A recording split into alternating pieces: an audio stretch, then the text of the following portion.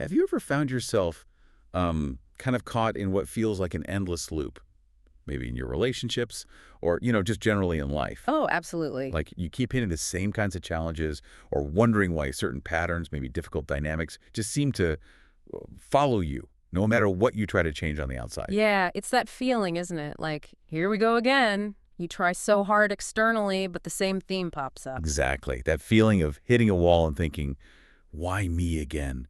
Why this situation with these kinds of people over and over?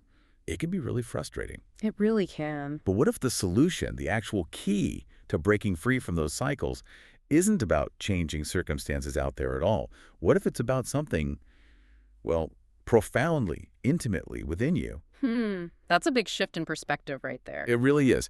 And today, we're embarking on a deep dive into exactly that, a really powerful concept that honestly challenges a lot of our conventional thinking about cause and effect. It suggests that our innermost being, our imagination, and we need to clarify, we're talking about something much bigger than just daydreaming here. Right. And our radical self-acceptance are not just influencing our reality, but are, in fact, the very architects of it. Wow. The architects, that's a strong claim. It is. We've got some fascinating insights today that basically flip the script, turning the idea that external stuff dictates our inner experience completely on its head, especially when it comes to the people and situations in our lives. And that's really the heart of it for this deep dive, isn't it? We're going to explore how your inner state doesn't just affect your outer experience, but how it genuinely creates it. Creates it, yeah. We'll unpack the true, often misunderstood nature of this inner self, delve into those common pitfalls, maybe the unconscious barriers that might keep us from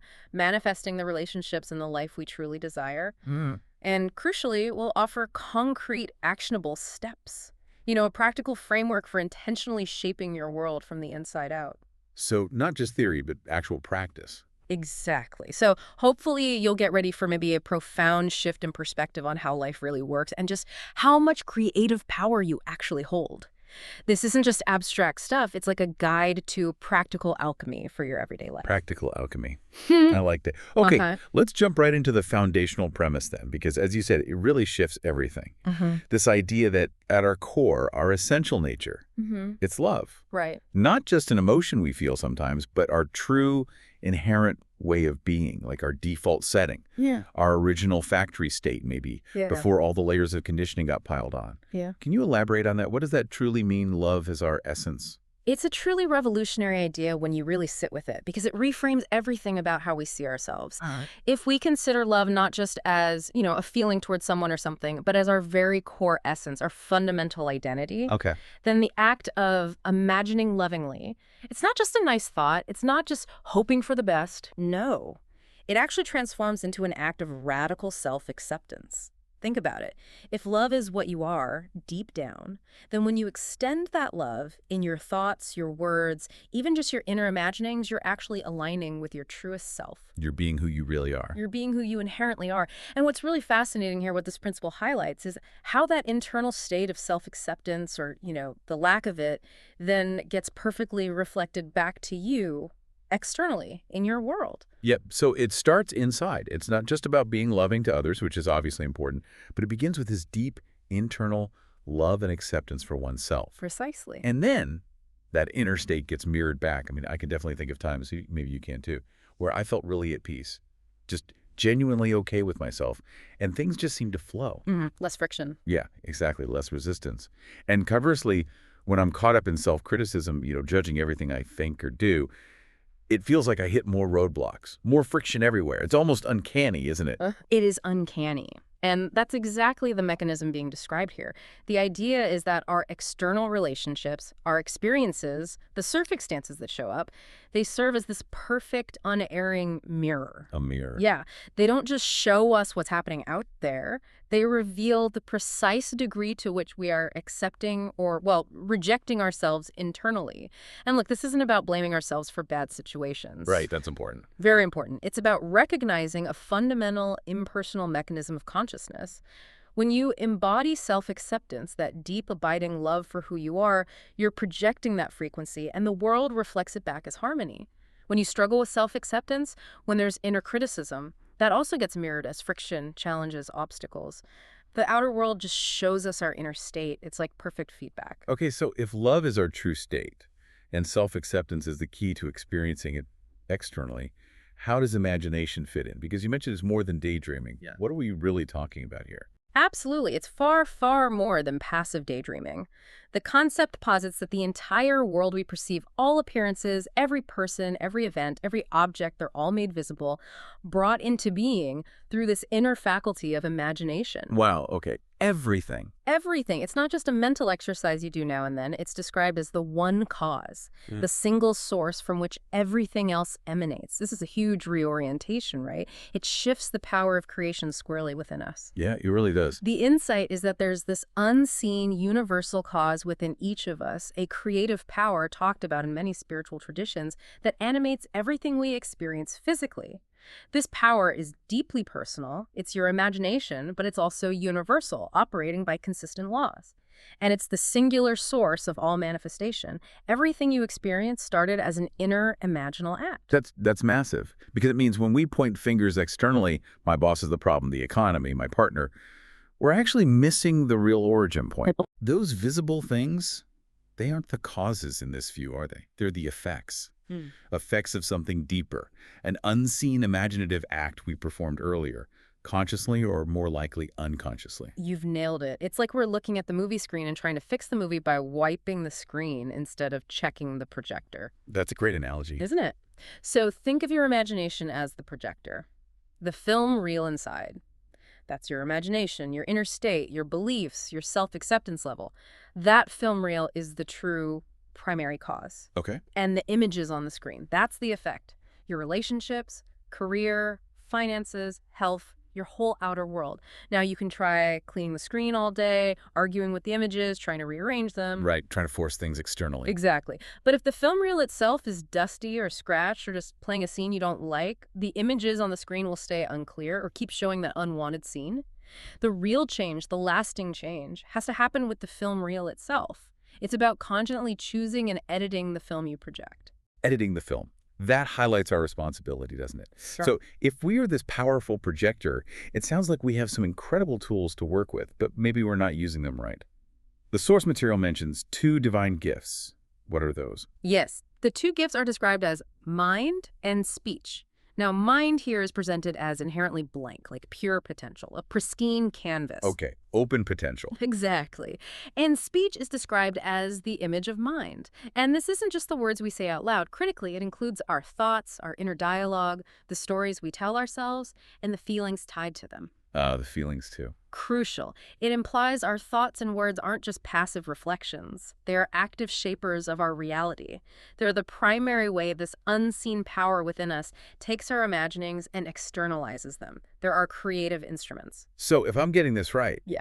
we imagine or internally visualize how we want things to be, relationships, situations, and this unseen power takes those mental blueprints and builds them in our external world. That's the essence of it. Like our thoughts and feelings are the detailed instructions, and this universal creative principle is the builder. That's a good way to think about it, Yeah. yes. The tireless builder, which means when you consciously exercise your imagination lovingly for someone else, maybe someone struggling, or you imagine a positive outcome for a situation, you're not just hoping. No. No, you're actively aligning with this creative principle.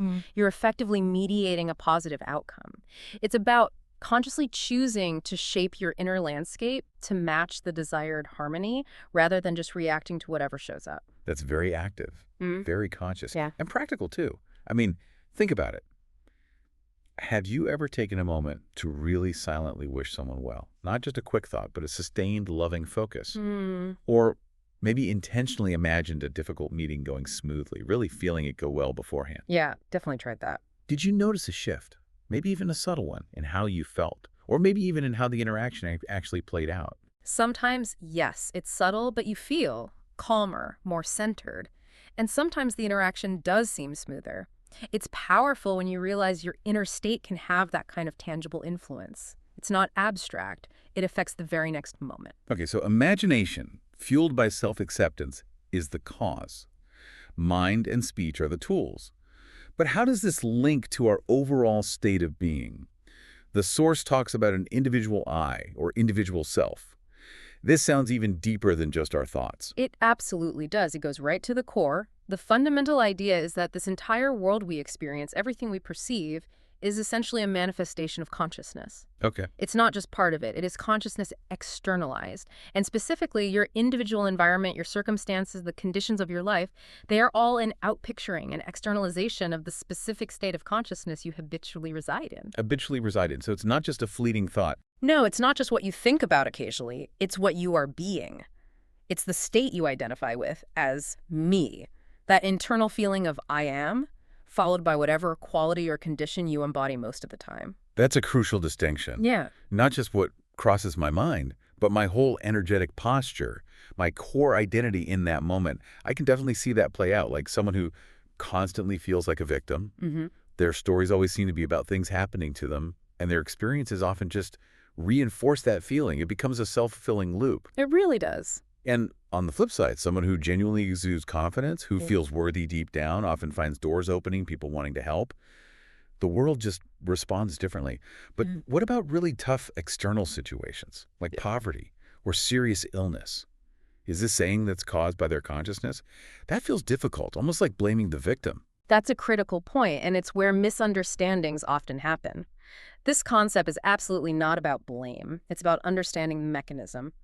While consciousness influences experience, it doesn't mean someone consciously caused every single external event. Things like natural disasters, accidents, inherited conditions, they're part of a larger picture. Okay, so it's not about causing the initial event necessarily. Not necessarily the initial external trigger, but the teaching suggests that even within those challenging circumstances, your state of consciousness, how you perceive, respond, and live within them, profoundly shapes the subsequent unfolding of your experience. How so? While someone facing poverty might internally identify as, say, I am resourceful and open to abundance despite current appearances. And then perhaps opportunities arise, or they find unexpected inner peace. Someone else might identify with, I am trapped by poverty, reinforcing the feeling of lack and potentially missing opportunities. Oh, okay. It's about where your true power lies. Not in controlling every external event, but in mastering your internal response, your state of being. This inner mastery then influences the meaning you derive from the experience and the pathways that emerge. The world reflects your being back to you more than it reflects a direct wish list result for every event. That distinction helps a lot. It points to our agency in shaping our response and our being, which then influences the journey. Okay, let's unpack this individual I more. It's described as arising from the all, from universal consciousness, and it's pure. Yes, inherently pure. It transcends specific beliefs. It has no fixed shape, no form, no figure. It's your essence, the you, before all experiences, all conditioning, all memories, any labels. The observer. Exactly. The part of you that observes your body, observes your thoughts, observes your imaginings. It's the you behind the you, the silent witness. Just like you have a body, but you aren't your body. You have a mind, but you aren't your mind. Precisely. And you can imagine, but you are not what you have imagined. This individual I is that pure observing awareness, that fundamental I am before any labels, parent, CEO, student, failure, success. All those roles we identify with. Right. We get so caught up in identifying with those temporary conditional things. It creates such a fragmented sense of self. So a key question for all of us is, have you ever paused to really consider who you are beyond all that? That pure observing awareness, that's the individual I, your true self. But how do we even connect with that pure self? We're so used to identifying with everything else, the stories, the circumstances. It feels like peeling layers off an onion that's been growing our whole lives. It's definitely a journey of self-discovery, but recognizing that pure essence is critical because it changes everything. If your outer world reflects your inner state and that I is your core, then trying to change the outer world before changing the inner structure of your mind, the state of that I, well, it's described as to labor in vain. Laboring in vain, because you're treating the symptom. Exactly. You're addressing the images on the screen, not the film reel. It's like rearranging deck chairs on the Titanic, isn't it? The temporary fix won't hold if the underlying structure isn't sound. That really explains those recurring patterns, doesn't it? Leaving a bad relationship only to attract a similar dynamic. Fixing one problem at work and another just like it pops up. Hmm. Because the underlying consciousness state, that individual I, hasn't fundamentally shifted, so the reflection just keeps playing the same theme, maybe with different actors or sets. You've got it. It's like trying to fix a flickering light by repainting the wall. Looks different for a moment, maybe feels better temporarily. Right, a bit of aesthetic relief. But it doesn't solve the core issue. The flicker comes back because the wiring, the internal state, is unchanged. So yes, you can make temporary external changes that feel good through willpower or manipulation. Yeah, we see people do that. Absolutely. And those results can feel good for a bit. But without that internal shift in consciousness, that underlying vibration, those external changes often don't last. The universe, impartially, keeps reflecting your dominant inner state. So, new job, but still feeling unworthy. You tracked similar feelings there. It's highly likely, yes. Or a new partner, but haven't addressed your own neediness. You might find yourself seeking validation again. It's not punishment. It's just the law of reflection guiding you back inward. Guiding you back. Okay. And this leads to another point you touched on. Most of us are largely unaware of this pure self, this individual I. Sadly, yes. It's like we've never really looked at who we are without the filter of our conditioning, our self-judgments. And what happens then if we're unaware? Well, this formless I incredibly molds itself. It takes on a specific structure based on everything it consents to, everything it believes is true about itself and the world. Consents to. So our unexamined beliefs, our unspoken assumptions. Exactly. They slowly but surely shape this formless essence into a specific form. And that form is then projected outward as our environment, our life conditions. And here's a fascinating layer. This I is said to be one with all other I's. Meaning? Meaning there's a fundamental unity in consciousness. Separation is ultimately an illusion. The one universal cause can't really be divided. Wow, unity. So our individual consciousness isn't separate from a larger universal consciousness. We're all interconnected. That's the understanding, yes. So if our individual unexamined beliefs mold our personal reality, does that mean our collective unconscious beliefs play a role in shaping the bigger world, like societal conditions? That's a brilliant connection. Yes, absolutely. Just as your individual I molds your personal world, the sum total, the aggregate of collective beliefs, consents, prejudices held by humanity, contributes to the larger global stage. So things like wars, societal issues, economic trends. In this view, yes, there are also reflections of collective states of consciousness. But, and this is key, the power we're discussing today remains profoundly personal. You can't directly change the collective I overnight. Right. But by purifying and transforming your own individual I, you're not only changing your world, you're also adding a harmonious vibration to the collective. You play your part in the shift. Your personal transformation ripples outward. It's never just for you. That ripple effect. That's inspiring. Okay, so if our inner beliefs, especially the unexamined ones, are molding us and projecting reality, what kind of beliefs are we primarily talking about? It sounds like it's often the subtle ingrained stuff. That's exactly right. The source material uses the phrase unnumbered superstitions and prejudices. These aren't necessarily the big, obvious biases we might think of first, but the deeply unconscious, ingrained ways we see ourselves and the world. Like hidden programs. Precisely. Running in the background, shaping our perceptions, our interactions, and what experiences we seem to attract or allow. Think of really subtle, limiting beliefs like, I'm just not good with money, or relationships are always hard work, or I never get picked for things. Yeah, or even just, I'm not the creative type. Or societal things we absorb without question about success or beauty or what makes someone worthy. These aren't just fleeting thoughts, they're deeply held consents that shape our very being. And they're sneaky because we often don't even realize we hold them, right? Yeah. They just operate under the radar. Exactly. Shaping our reactions, our expectations, creating those self-fulfilling prophecies without us even knowing. And this leads straight into that trap we often fall into, looking for love, validation, happiness outside ourselves. Which this view says is fundamentally mistaken. Fundamentally, yes. Because the desire for external fulfillment, needing love from that person, validation from that job, happiness from those circumstances, it almost always stems from an inner lack, a lack of self-acceptance. So we're pursuing something out there. Yeah. When the source of all fulfillment is described as being within. When we crave external validation, it's often because we aren't acknowledging that profound idea.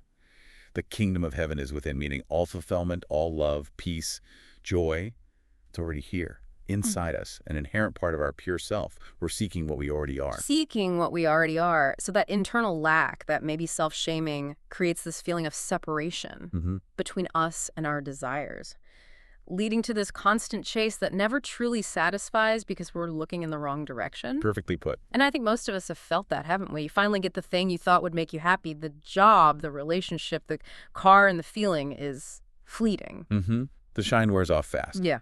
And it's quickly replaced by a new desire, a new if only.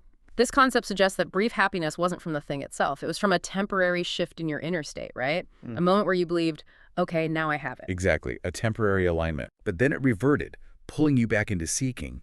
But man, it's so ingrained in us to seek externally. How do we even start deprogramming that lifetime of conditioning? That's the million-dollar question, isn't it? And the deprogramming starts with conscious awareness, but it's not about fighting what is. To break that cycle, the absolute key is the present moment. The source is emphatic. Now is where all the power is. Now. Right now. It's about accepting that you already have the love, the fulfillment you seek, right here, right now, simply by lovingly imagining yourself and others, by being that state now. Okay, how? It means actively releasing your identification with those separation-based beliefs, the ones whispering, you're not loved, you're not worthy. Love has to come from that specific person to count. You consciously shift from, I need to get love, to, I am love, and I will experience it now by embodying it. I am love. That is a huge shift. And that leads to that really radical idea you mentioned. Oh. Who you love always loves you. Now, people might hear that and think of, unrequited crushes or difficult family members and say, no, that's not my experience. Right. It sounds counterintuitive based on typical experience. But the concept here is deeper, isn't it? It's not saying every single person you feel affection for will magically reciprocate exactly how your ego wants them to. No, not necessarily in that specific external way. It's more like if you are truly embodying love, being that love from your core, you're aligning with the ultimate source of love itself, the universal principle. Yes. And that love is always present within you, and it gets reflected back to you in various ways, maybe unexpected ways, throughout your life. It shifts you from needing and striving to just being and having. You've hit the core meaning perfectly. Who you love always loves you isn't a guarantee of specific reciprocation from person X in manner Y. It's a statement about the nature of consciousness. If you embody love, live from self-acceptance and inner love, then the experience of love will always be present in your reality. Maybe the person you're lovingly imagining does change or express love back. That happens. But even if they don't, or if they leave your life, the feeling of love, the experience of being loved will still find ways to reach you from other people, other sources, new circumstances, or simply as an abiding inner peace and joy that isn't dependent on anyone else. So by becoming love, you become a magnet for the experience of love. Exactly. The universe reflects that state back to you. It has to, by this law. It fundamentally changes your operating system from lack and seeking to inherent abundance and inner fullness, not superficially, but deep down. It's liberating. You're no longer hostage to external conditions dictating your feelings. Okay, this is profound, and it's clearly not just theory. It requires practice. So how do we do it? Where do we actually start with this kind of deep internal shift, going from just understanding it to really embodying it? Right, the practical steps. The first step, and it's absolutely crucial, is to discover the I, your true self, through uncritical observation. And that word uncritical is key. No judgment. Zero judgment, no shame, no condemnation. It means observing your thoughts, feelings, body sensations, beliefs, without attaching any labels of good or bad. It involves acknowledging, okay, I transcend the body, I transcend the mind, I transcend these beliefs in my mind. So peeling back those layers again. Yes. When you consciously strip away all those layers, the physical form, the fleeting thoughts, the conditioned beliefs, the past, the future worries what's left. That pure, formless stance of self, that unchanging I am, the silent witness. So maybe a practical exercise for listeners. Just sit quietly for a few minutes each day. Watch the thoughts come and go like clouds. Don't grab onto them. Don't judge them. Notice body sensations without stories. Who's doing the watching? Exactly. That's the observer. That's the pure self. And is this how we start dismantling those unnumbered superstitions and prejudices? Yeah. By shining that non-judgmental light on them? Precisely. It's liberation through acceptance. By observing beliefs without judgment, you start to detach. You see them as things you held, not who you are. You stop identifying with limitations or past mistakes. They're just thought patterns, not your essence. So instead of shaming yourself for who you think you've been. You accept this pure, perfect, immortal self that exists before all conditions. And yes, this uncritical observation brings those unconscious superstitions into the light, not to fight them, but to gently release your grip on them. Okay, makes sense. And once you recognize this pure, unblemished self, then you see those two divine gifts, mind and speech, completely differently. How so? They're not tools for beating yourself up or creating mental enemies or replaying negativity or judging everyone. You realize they are divinely designed tools to manifest the experiences you desire, to bring forth the love and harmony you seek. So we shouldn't shame the tools themselves or the thoughts that arise. Absolutely not. The source cautions strongly against that. Shaming the gifts leads to inner conflict and suffering. The gifts are pure potential. It's how we use them that creates our experience. Like that artist brush analogy again. Use it for beauty or for smearing mud. Yeah. So what are some common ways we unknowingly smear mud with our mind and speech, even when we're trying to be more conscious? Oh, the habits run deep, don't they? A huge one is negative self-talk, that inner critic just narrating failure and anxiety. Another is gossip or mental judgment of others. Even if you don't say it aloud, those thoughts are using your speech to create inner disharmony, which then reflects out. Ruminating on past hurts, endlessly playing out worst-case scenarios, comparing yourself, All mud smearing. all actively imagining lack, conflict, unworthiness, often unconsciously. The key is catching these patterns again without condemnation and gently redirecting those powerful tools. Okay, so discover the pure self, use mind and speech consciously. What's the next crucial step for actually changing our reality, the reflections we see? This is where self-acceptance becomes absolutely paramount, not just understanding it, but living it.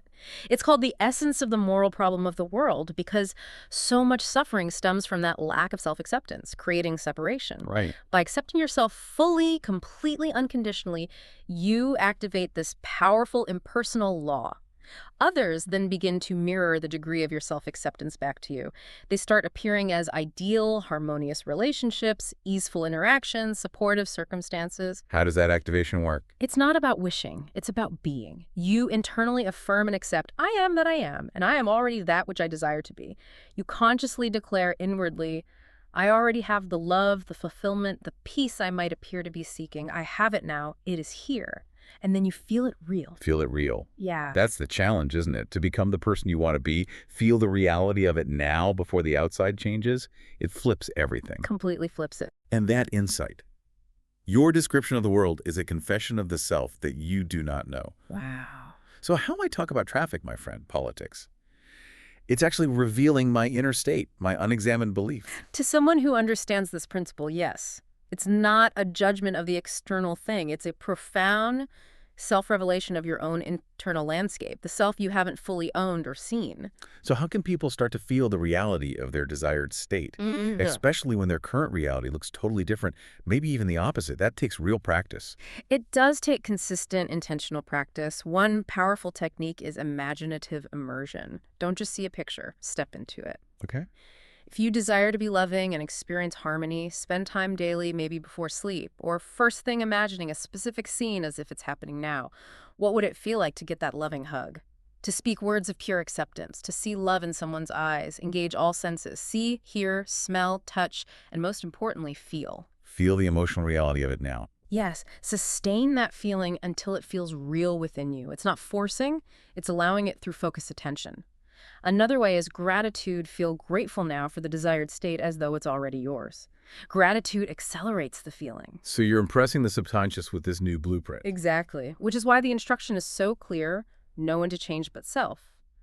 The outer world then, by law, has to eventually conform to the new inner reality you've cultivated. So if it's all about changing ourselves or our inner state, what's the end goal? Is there a destination or is it ongoing? It's ultimately about a continuous state of being, a journey of deepening. The goal is to clearly define what you desire to be, maybe a living example of unconditional love, peace, wisdom, and then to constantly, habitually occupy that aim. Occupy it, like moving into it. Yes. It becomes your default state, your inner home, your natural way of being. This continuous occupation of the desired aim, living from the feeling of the wish fulfilled, is how you mediate this creative principle. You align your personal creative power with the universal intelligence. You become, in a loving sense, an imitator of our Father, bringing harmony and love into manifestation through your own being. It's not a one-off effort, but a sustained, joyous commitment to living from your true nature. Okay, so it's about living from that place. We've talked about now being where the power is and habitually occupying the desired state. How do we practically do that day to day? Amidst emails, traffic, family demands, how do we integrate this? That's the million-dollar question, right? And the answer is surprisingly simple, though maybe not always easy. First, really internalize this, the past and future. They're imaginal constructs. Memories, projections, they only exist in your mind. Only in the mind. What truly exists is now, this moment. So, the state of consciousness you occupy right now is what impresses the subconscious. That impression is what gets animated and externalized as love, harmony, fulfillment in your life. So much freedom in that. We're not bound by yesterday or worried about tomorrow's potential reflection. Exactly. Your power is always here now. You can start fresh in any instant. But the distractions, they pull us out of the now constantly. Worries, replaying conversations, planning. How do we gently come back? Gently is the key word. Don't fight the distraction that gives it energy. Just notice it. Acknowledge it without judgment. There's a worry thought. Or, okay, mine's replaying that argument. Then consciously, gently, redirect your attention back to your chosen state, that feeling of love, acceptance, peace. Use the breath, maybe. The breath is a perfect anchor. A few deep, conscious breaths instantly bring you back to the present. It's not about achieving perfect, unwavering focus, especially at first. It's about persistent, gentle redirection. Each time you bring yourself back, you strengthen that muscle. Okay, so persistent, gentle redirection. With that, what does the daily practice actually look like? Woven into the day, not just a meditation cushion thing. Right, practical application. To truly accept your desired state as a present fact, to embody it, it involves a few key things you can do throughout the day. 1. Allow inharmonious thoughts, but don't identify with them. Let them float by like clouds, see them, acknowledge them, but don't jump on board and get carried away. Don't feed them energy by arguing with them or believing them. This stops you reinforcing old patterns. Okay, detach from the clouds. 2. Observe emotions without labeling or suppressing. When anger, frustration, sadness comes up, let it arise, acknowledge it. But instead of instantly reacting or pushing it down, just watch it like a detached observer. Ask, what's this energy telling me? Not, why am I feeling this awful thing? This stops the emotion dictating your state. You choose your response. Observe, don't suppress or react. Got it. And 3, this is the core proactive part. Abide in stillness and actively capture the feeling of love. Find moments, morning, lunch break, before sleep, even waiting in line. Go within. Actively cultivate that sensation of love, acceptance, peace, fulfillment in your body, in your being. Not just thinking about love, but feeling it. Exactly. Generate the feeling. If love feels hard initially, start with gratitude, or picture someone you easily love, feel that, then expand it to yourself, then outward. Tend your inner garden consciously. This is how you actively mediate the creative principle. So it's not about denying the negative, but about not giving it power and consciously choosing to redirect focus back to love.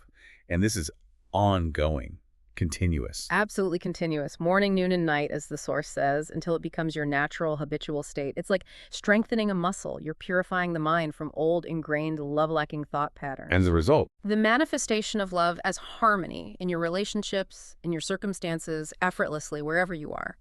This is what's meant by practical living a life of mediating God, aligning your personal creative power with the universal creative intelligence, allowing it to flow through you.